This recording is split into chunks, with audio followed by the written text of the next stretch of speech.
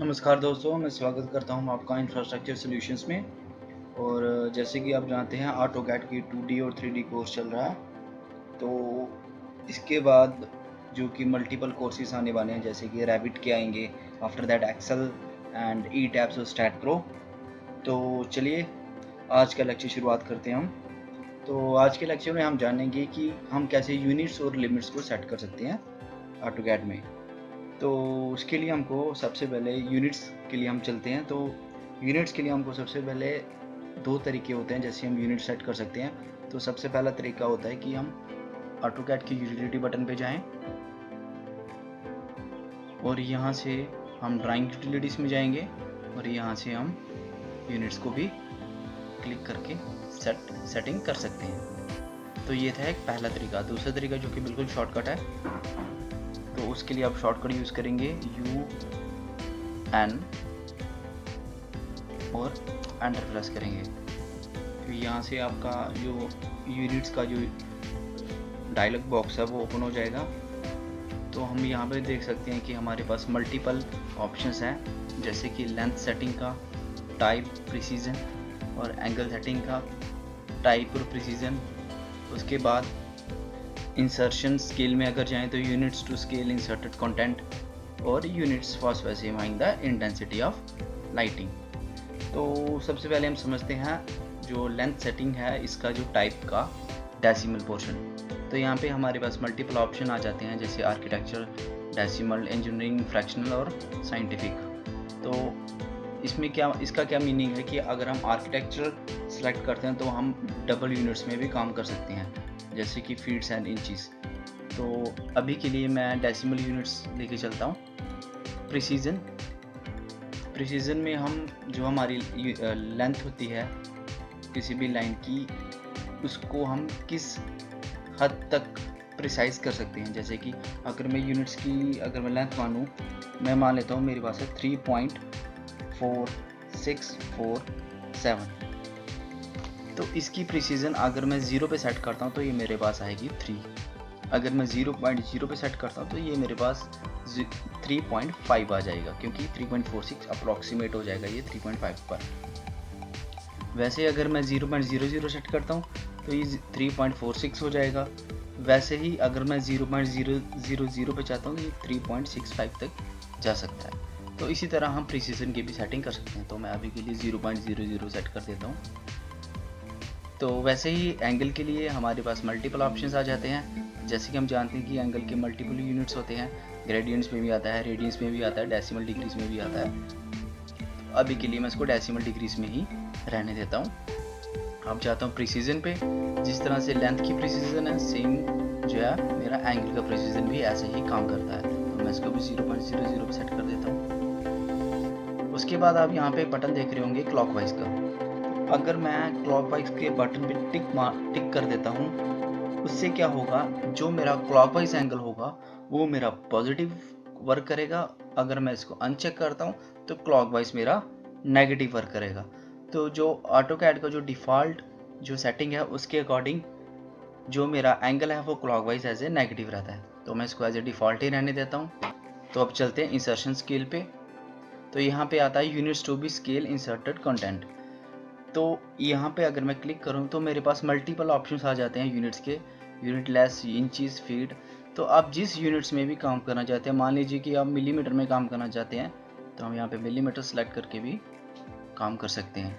और या फिर अगर आप मीटर्स में करना चाहते हैं तो आप मीटर सेलेक्ट कीजिए और काम कर सकते हैं। तो मैं अभी के लिए यूनिट्स को मिलीमीटर्स में रहने देता हूँ। तो बस इसी तरह हम यूनिट्स की सेटिंग कर सकते हैं। उसी तरह अगर आप लाइटिंग की यूनिट सेट करना चाहते हैं तो आप यहाँ से भी इंटरनेशनल या अमेरिकन चूज़ कर सकते हैं। तो मैं इसको बाय डिफ़ॉल्ट इंटरनेशनल ही रहने देता हूँ। तो हम कर देंगे यहाँ पे ओके। तो ये होगी हमारी यूनिट्स सेटिंग। तो अब हम चलते हैं अपनी लिमिट सेटिंग की तरफ। तो लिमिट सेटिंग की तरफ जाने से पहले मैं आपको एक चीज़ यहाँ पे बताना चाहता हूँ। अगर मैं यहाँ पे लाइन कमांड चूज़ करता हूँ और एक लाइन ड्रा करता हूँ, तो आप ये देख रहे हो कि मुझे लाइन की लेंथ और इसका जो एंगल है ये यहाँ पे शो नहीं हो रहा है। तो इसको हम कैसे ऑन कर सकते हैं? तो इसके लिए हमको क्या करना है, यहाँ पे एक बटन दिख रहा होगा जिसका नाम है डायनामिक इनपुट तो इसको हम करेंगे ऑन।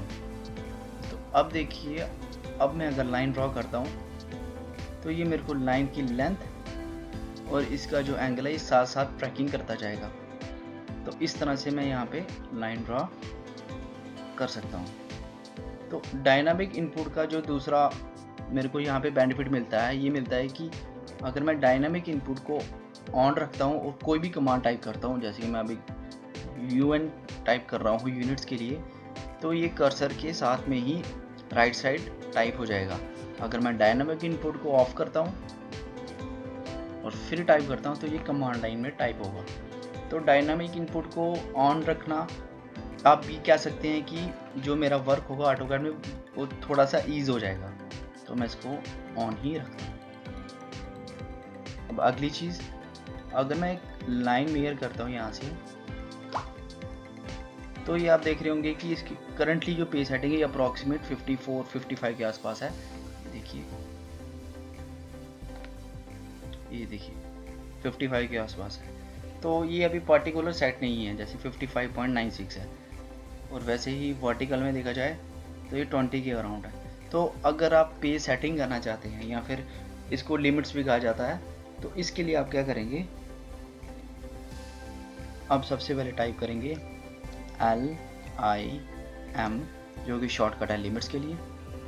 इसको हम एंटर प्रेस करेंगे और अब ये मेरे से सबसे पहले कोऑर्डिनेट्स मांग रहा है लोअर लेफ्ट कॉर्नर का। तो उसके लिए मैं इसके ओरिजिन के कोऑर्डिनेट्स दे दूंगा। तो वो मैं टाइप करता हूँ 0, आप इसके बाद कॉमा या फिर टैब की भी प्रेस कर सकते हैं। उसके बाद दोबारा सेकंड कोऑर्डिनेट भी 0 दूंगा एज ए ओरिजिन, फिर मैं एंटर प्रेस कर दूंगा। उसके बाद ये मेरे पास नेक्स्ट कोऑर्डिनेट्स मांग रहा है स्पेसिफाई अपर राइट कॉर्नर। तो इसके मैं कोऑर्डिनेट्स दे देता हूँ 100 और टैब प्रेस करते हैं और सेकंड कोऑर्डिनेट दे देते हैं हम 50। अब हम कर देंगे प्रेस एंटर। तो जो हमारी लिमिट्स है ये सेटिंग हो चुकी है। अब इसको चेक कर लेते हैं। ये देखिए, अभी भी अगर आप यहाँ पे देखें तो मैंने जो कि हॉरिजॉन्टल के कोऑर्डिनेट्स दिए थे इसको 100, बट ये लिमिट हमने दे तो दी लेकिन ये अभी एक्टिव नहीं हुई है। तो इस लिमिट को हम एक्टिव करने के लिए हम कमांड यूज़ करेंगे Z फॉर द जूम और A फॉर द ऑल। तो अब हम दोबारा लिमिट्स चेक करते हैं। तो अब अगर आप देखेंगे तो मेरी जो लिमिट है ये 116 के अराउंड जा चुकी है। मतलब कि जो हमने 100 सेटिंग की थी वो जो है वो ऑन हो चुकी है। वैसे ही अगर हम वर्टिकल देखें,